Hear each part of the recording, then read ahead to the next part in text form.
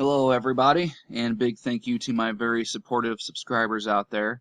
I'd like to firstly point out I think it's very funny this was reported on November 24th or 9/11.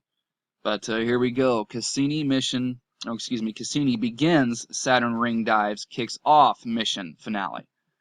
So, I don't believe in NASA or any of that outer space stuff, but I don't know for sure. I do believe in the firmament. So this could just be one big metaphor for something else altogether, or, maybe Saturn is inside the firmament with us. But regardless, you can see right here that now Cassini is diving in and out and messing around in Saturn's rings up there. And to get you all caught up, if you're not familiar with this mission, Cassini is a satellite that's been orbiting Saturn for years now. As you can see, it's now apparently diving in and out of the rings, and then come September 2017, it's called the grand finale. They are going to slam Cassini into Saturn. It's going to basically commit suicide, kamikaze itself into the gas giant planet Saturn.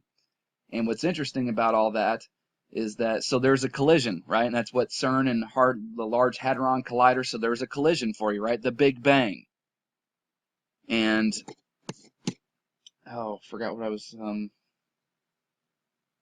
so there's, so what's interesting about all this is there is a quote-unquote conspiracy theory that's called, it's been for years.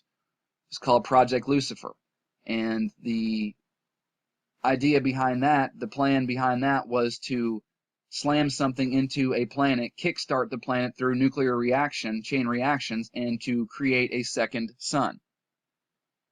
So that really sounds like a potential of what could happen with this, with Cassini and Saturn in September of 2017. But NASA says, don't worry, nothing like that'll happen, because at that point there won't be enough fuel aboard the satellite to cause anything like that. But you know what? At the end of the day, all they could do is say, whoops, we were wrong.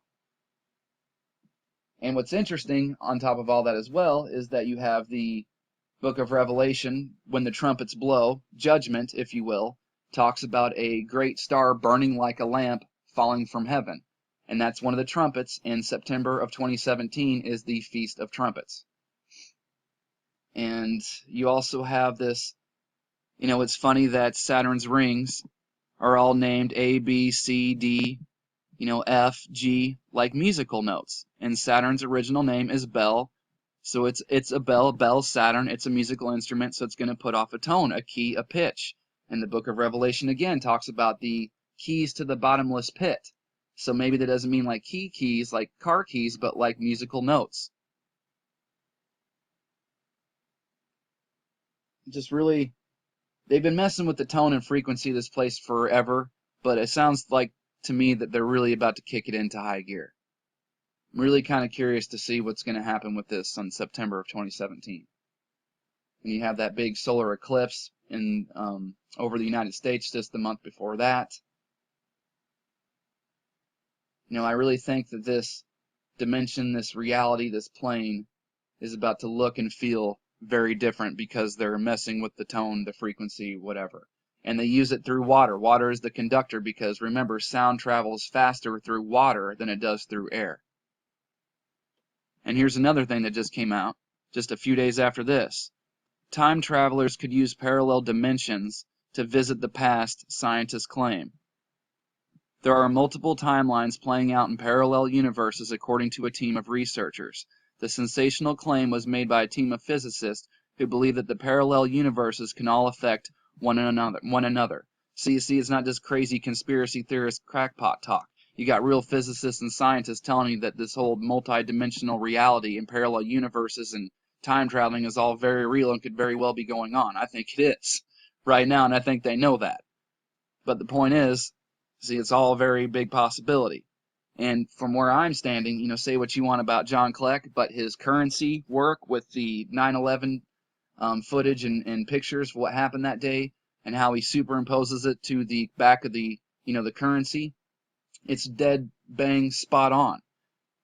And no, we don't, this isn't just men doing this. It's like the Bible says, we struggle with powers and principalities in high places, not with flesh and blood. So we're dealing with darkness and sinister energy and all this stuff, really bad stuff, really bad energy, a darkness that no one really can wrap their head around.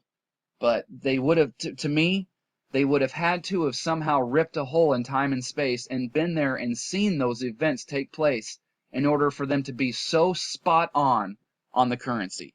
There's no other explanation to me than that. Other than we've done all this before, and I mean we have, but I mean same people, same things, same words, I mean just spot on, I mean word for word, person for person, this exact same thing happening just over and over and over and over again. I don't think it's necessarily that way, but who knows? But regardless, there is some way that they knew that stuff was going to look like that in order for them to be so spot on the currency. That's the point I'm trying to make. Yep, I think that's pretty much it. Thanks to everybody for watching.